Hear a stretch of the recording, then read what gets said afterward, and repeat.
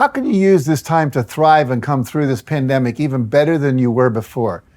This is a question that a lot of people have been asking lately, including me. And I've always been one to view challenges as opportunities for growth. And this current pandemic is no different. But I've also seen some people take offense to this question, or the suggestion that people can use this time to better themselves. They feel this kind of messaging speaks only to people with privilege. After all, when people are losing their jobs and their income and they're scared and they're struggling to get by, how can they find the time and energy to focus on their personal growth?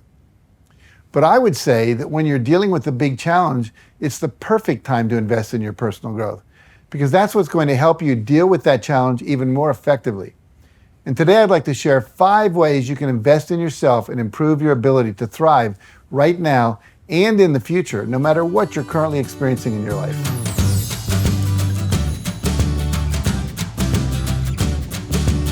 But before I get into it though, I want to address this idea that only privileged people can improve their lives and pursue success.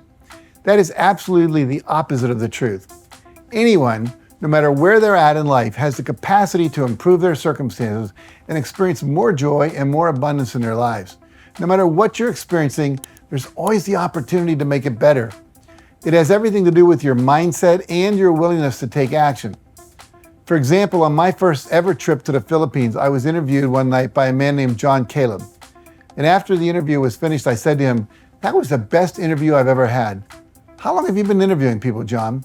And he said, "Well, you're the first one." And I said, "Come on, John, that's amazing. That was just such a great interview. What were you doing before?" And he said, "Well, I had this restaurant and I got into a fight with my partner and we went bankrupt." And I said, "Wow, that must have been tough. What are you doing now?"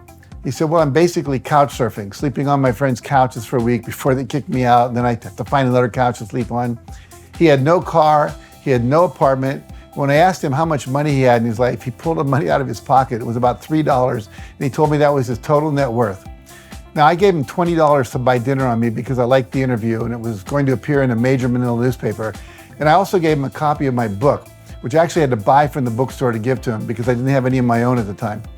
Well, fast forward to 2.5 or 3 years later, when I'm back in Manila to do another training workshop, in walks John in this beautiful blue blazer with this gold medallion on it, which I later learned was the logo of his company.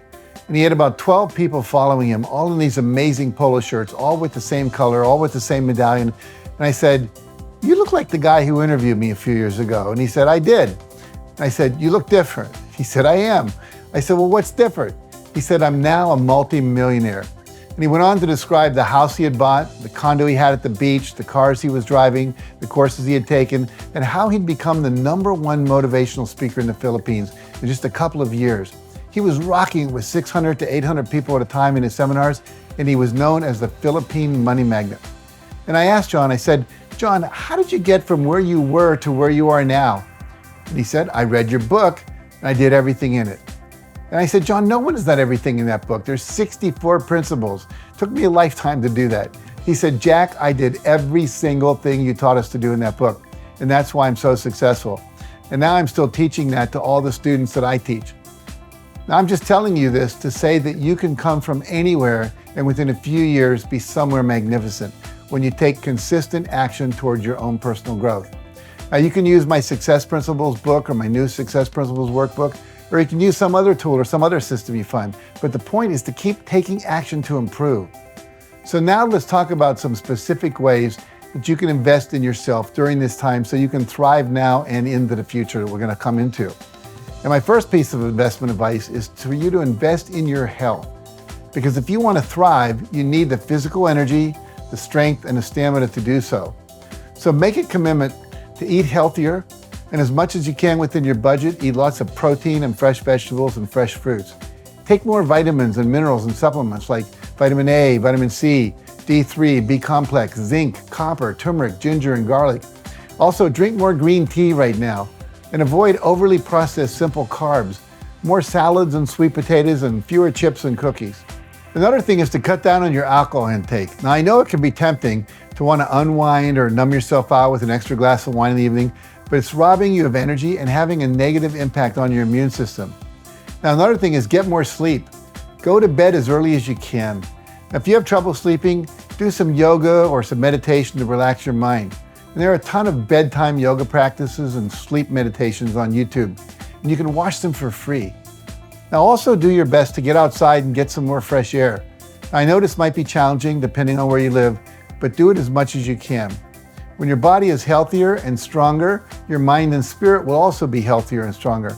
And that's going to better equip you to deal with any obstacles that come up in your path.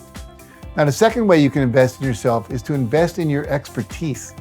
Now more than ever is a great time to expand your skill set and become a more capable person, not only in your professional life, but also in your personal one. Now, what are some skills that will improve your life or career right now? Well, maybe it's learning how to use online technology better.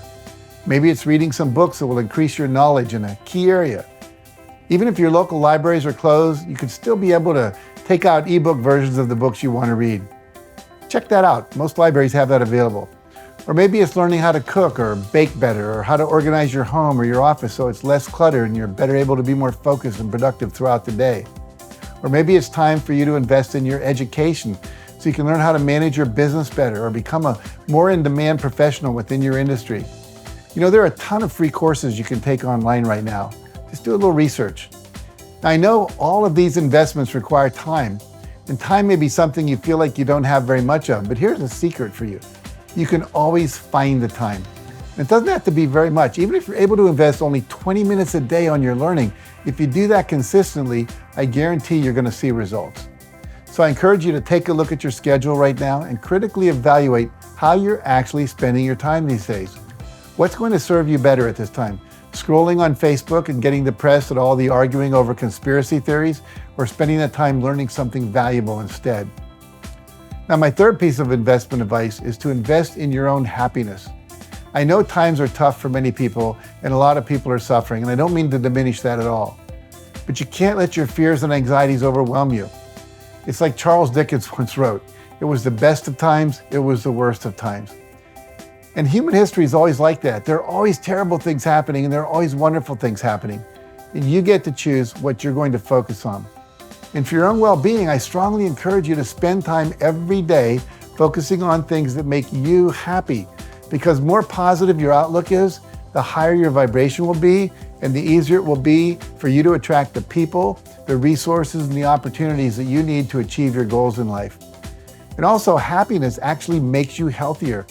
There are lots and lots of studies that show how stress and anxiety have a negative impact on your immune system, whereas happiness can actually strengthen it. I was online on a summit with Les Brown recently when he said that when you laugh, it boosts your immune system for up to 24 hours. Now, that's pretty cool when you think about it. He also said there was research that shows when you get angry, it decreases your immune system for up to about 4 or 5 hours. So that's why it's so important right now in this time to keep yourself in a high vibration. So make sure you do things that make you happy. Take a hot bath, go for a walk in nature, listen to some uplifting music, play with your dog or your cat, maybe watch a movie that makes you laugh.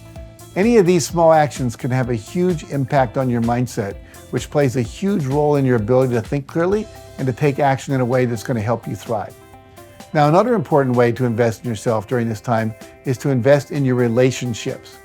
You know, our relationships and connections with other human beings play such a huge role in our quality of life and in our ability to achieve our goals in life. So I encourage you as much as you can to look at your relationships and devote some time and energy to strengthening the ones that are important to you.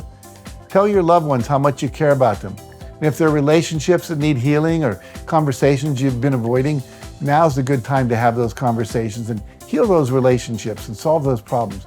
Because I'm sure you've also realized during this time that our relationships are really the most important things in our lives.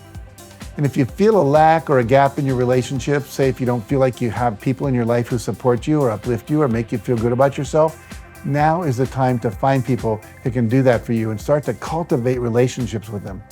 And you can do this by finding a community of positive people online who share your values and your desire to become a better person and who will give you the support and the encouragement you need to achieve your goals and create the kind of life you want to live.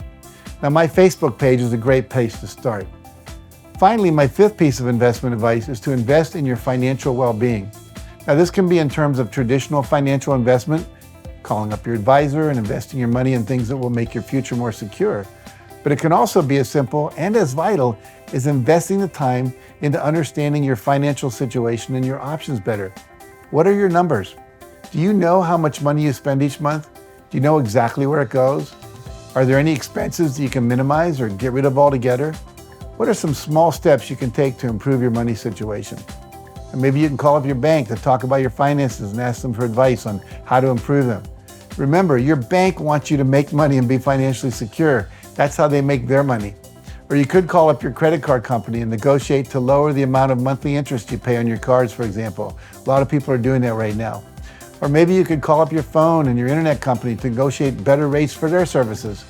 You may be surprised at how much they're willing to drop their rates if you tell them you're thinking of taking your business to a competitor. So those are my top 5 suggestions on how you can invest in yourself during this time in order to improve your life both now and in the future. And remember, no matter where you're at or what your life is currently like, there is always something you can do to improve your experience. All you have to do is take action and actually do it. Doesn't have to be something big or life-changing, but sometimes the smallest actions can have the biggest long-lasting results. So I encourage you this week to choose one small action you'll take to invest in yourself and your future. Maybe you'll invest in your health or your skill set or your happiness. Maybe you'll invest in your relationships, your financial well-being. But by making that one small investment in yourself, you're showing the universe and yourself that you are worth the effort. And that investment will pay off in ways you can't even imagine. So thanks again for watching. And remember, you can achieve anything you can imagine in life. It just takes you taking that first step. Now, if you found this video helpful, please make sure you like it, share it with a friend who may need it, and subscribe to my channel for more videos like this one. And for some additional exercises and tools for investing in your personal growth and your future, make sure to visit JackCanfieldOfficial.com and check out the links in the description below. And let me know what you think in the comments.